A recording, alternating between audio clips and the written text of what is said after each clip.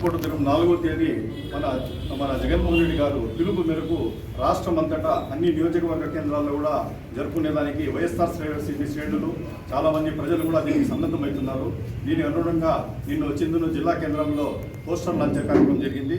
ఈరోజు నియోజకవర్గాల దీంట్లో పోస్టర్ లాంచ్ చేసే కార్యక్రమం చేస్తున్నాం. అదేవిధంగా నెక్స్ట్ రేపు వచ్చిందను మండల కేంద్రాల్లో కూడా పోస్టర్ లాంచ్ కార్యక్రమం జరుగుతుంది. మళ్ళా బుధవారం తెల్లవారి 10 గంటలకు అక్కడ చిత్తూరు బస్ స్టాండ్లోని బేబీ వెల్కమ్ నుండి ఒక ప్రొసెషన్గా పోయేసి మనం పోయి ఒక సబ్ కలెక్టర్ గారికి వినతి పత్రం ఇవ్వడం జరుగుతుంది.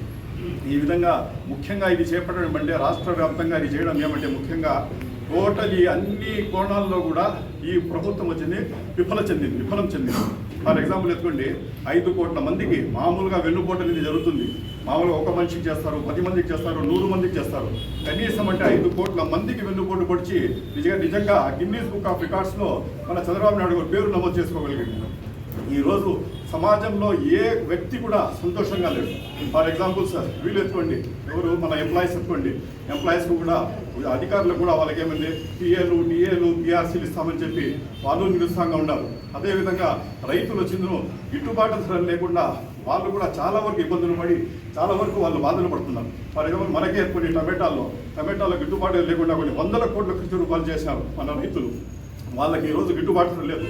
ఆ రోజు లోకేష్ గారు మదనపల్లికి వచ్చినప్పుడు పాదయాత్ర చేసినప్పుడు మేము వచ్చిన 6 నెలల లోపల ఖచ్చితంగా మేము వచ్చిందనో సమస్య ఇది food processing unit cold storage చేస్తామని చెప్పి హామీ ఇచ్చినారు. కానీ ఇంతవరకు అది కార్యాచరణ జరగలేదు.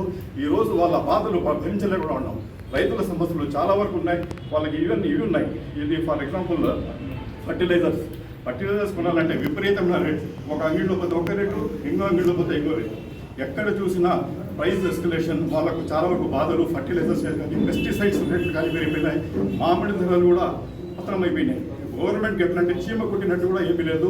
ఏ విధంగా కూడా పట్టించుకోవడం లేదు. అదేవిధంగా వేసుకుంటే మన వీళ్ళు ఉండాలి పిల్లలకు వీళ్ళు అన్ఎంప్లాయీస్కి అందించిన నిరుద్యోగులకు వచ్చి నిరుద్యోగ వృత్తి ఇస్తామని చెప్పి ఉద్యోగాలు ఇస్తామని చెప్పి ఇంతవరకు వాళ్ళు ఇచ్చింది కాక ఒక ఉద్యోగం కూడా ఇలా ఉండే ఉద్యోగాలు కూడా ఊడగొట్టారు. వాలంటీర్స్కు దగ్గర 2-3 లక్షల మంది వాలంటీర్లు కూడా ఉద్యోగాల నుండి పీకేసినారు. అదేవిధంగా ఇది ప్రొవిజన్స్ రవాణా చేసే బండ్లకు కూడా వాళ్ళకు కూడా దగ్గర చాలా ఉద్యోగాలు పీకేసినారు. ఈ ప్రభుత్వం వచ్చినప్పటి నుండి అన్ని విధాల లేడీస్కి అయితే ఫ్రీ బస్సులు ఇస్తాం, అది ఇస్తామని చెప్పి హామీ ఇచ్చినారు. ఏమీ లేదు. పెన్షన్దారులకైతే 3 నుండి 4 వేలు చేశారు. కానీ దగ్గర వచ్చిన 25% పెన్షన్స్ ఇప్పటికే కట్ చేసేసారు. ఏ విధంగా కూడా ప్రతి ఒక్కరూ బాధలో ఉన్నారు. ఈ గవర్నమెంట్ ఎవరికి ఏమీ చేసింది లేదు. అందరూ బాధతో ఉన్నారు. ఖచ్చితంగా ప్రజల్లో కూడా ఒక చైతన్యం వచ్చింది.